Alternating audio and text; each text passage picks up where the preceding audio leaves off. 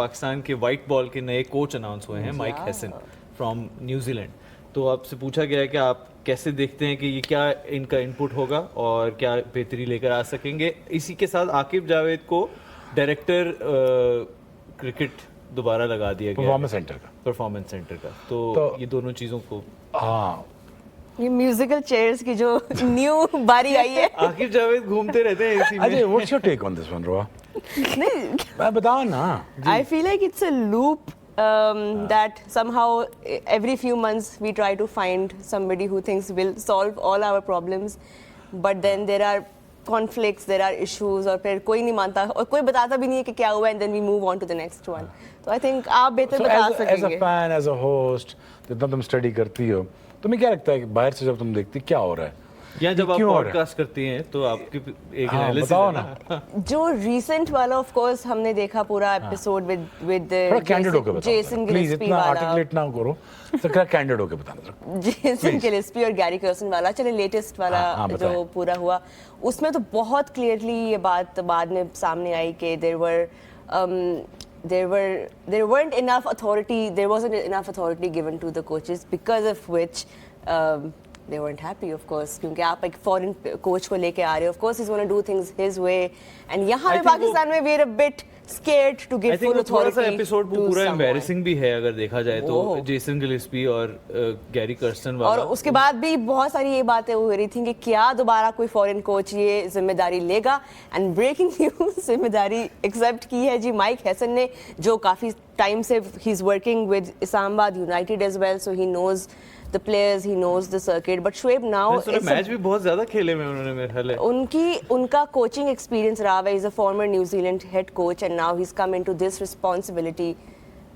अभी जिस स्टेट में हमारी वाइट बॉल की टीम है, back to back ICC tournaments हम हारे हैं, एग्जिट्स हुए हैं, it is the lowest of the low points for Pakistan white ball team. What is next now for Mike Hesson and for what do you expect him to do now?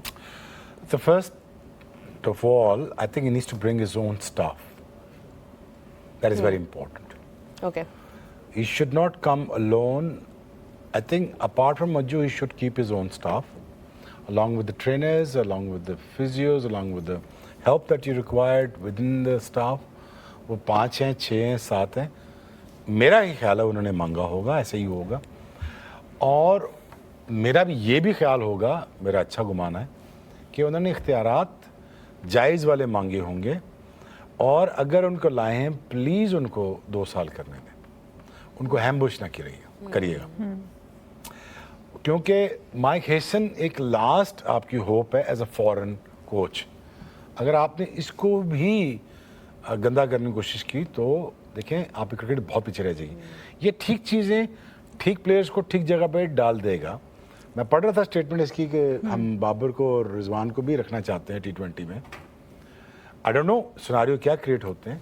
I think Babar must play, should play, but उसका role define कर दें। यार आपका role ये है, हम आपसे कुछ फास्टेस्ट 50 नहीं चाहते, हम आपसे कुछ एंकर इनिंग्स चाहते हैं, but with a certain pace.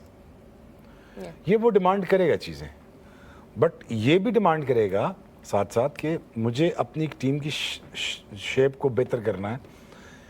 आप देखें, अगेन मुझे ये लगता है कि mic Hesson is a very seasoned, he understands the culture, बड़े लोगों के साथ इसने काम कर चुका हुआ है। ये मेंटल जो मेंटालिटी है लड़कों की या मेंटल हेल्थ पे जो काम करता है वो बहुत ज़्यादा बेहतर तरीके से करता है, और ये दोस्त बन के चलता है और बट कोच बन के परफॉर्मेंसेस देता है। सो इसका अगर ग्रुप ऑफ पीपल देखें with in Islamabad, I think it goes to shows that he is a very, very competent guy when it comes to gathering the talent and utilizing the talent and then performing. मेरा ही ख्याल है the jewel on the crown would be the winning the PSL and entering to the Pakistan team coaching. But ये ज़रूर लिखवाया हो contract में, I hope कि वो PSL की कोचिंग करते रहेंगे। अच्छा, ये आपको लगता है ऐसा मुझे होगा? ये देखें, मुझे ये It has happened before with Mickey Arthur. Yeah, if I was him, I would do the same. I would have done the same. Really? Okay. Yeah. I would work for the both parties. देखिए, I think जो मेरा अपना experience रहा है foreign coaches में mark Coles के साथ mainly हमने काम किया था वुमेंस क्रिकेट में, और उसके अलावा लीग्स में जब खेला है, जो चीज़ अच्छी नज़र आती है वो प्लेयर्स को इससे पहले कि उनके बारे में कोई एक अल्टीमेट फैसला करें, they give them space to grow. जो उन्होंने शोएब भाई ने भी बात की कि बाबर रिजवान को वो प्लान्स में रख रहे हैं, और उन्होंने साथ कहा है कि हम उनकी टेक्निक को के थोड़ा बहुत काम करके देखेंगे कि किस तरीके से हम उनको यूज़ कर सकते हैं।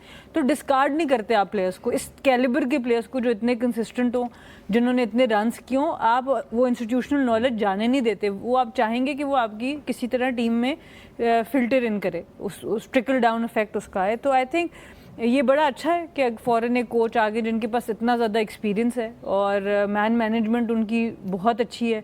अगर आप देखें, हम इस्लामाबाद की बार बार बात करते हैं, प्लेयर्स आर हैप्पी, हमें नज़र आता है इवन दो शादाब नहीं थे टीम के अंदर, वो कप्तान है, उनके अंडर इस वक्त पाकिस्तान टीम के कैप्टन खेल रहे हैं, पर दोनों बिल्कुल अच्छा उनका एक माहौल टीम का बना हुआ है। फिर शादाब इंजर्ड होते हैं, उन्हीं को कप्तानी मिल जाती है, सलमान अली आगा को। तो एक अच्छा माहौल है, इवन दो कि मैनेज कर रहे हैं चीज़ों को, पर वो माहौल को मेंटेन करना, तो सबसे इम्पॉर्टेंट परफॉर्मेंस निकालने के लिए आपकी टीम का माहौल होता है।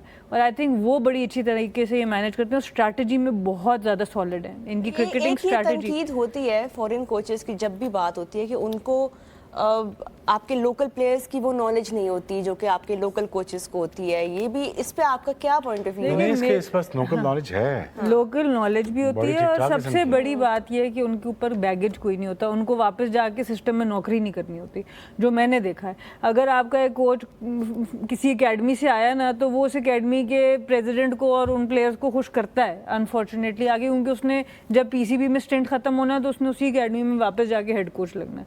सो या तो हम अपने सिस्टम को इतना स्ट्रॉन्ग करें कि जब कोचेस कोई मुश्किल फैसला करें, फिर हम उनको एंड तक बैक करें, फिर ये ना होंगे हम वापस उनको एकेडमी सिस्टम में भेज दें। फॉरेन कोचेस का ये होता है कि उनको कोई डर नहीं होता, उनको पता है वो जब बाहर से आए हैं वो इधर जो मर्जी फैसला करेंगे, पाकिस्तान की टीम की परफॉर्मेंस पे उनको अगली असाइनमेंट्स मिलेगी।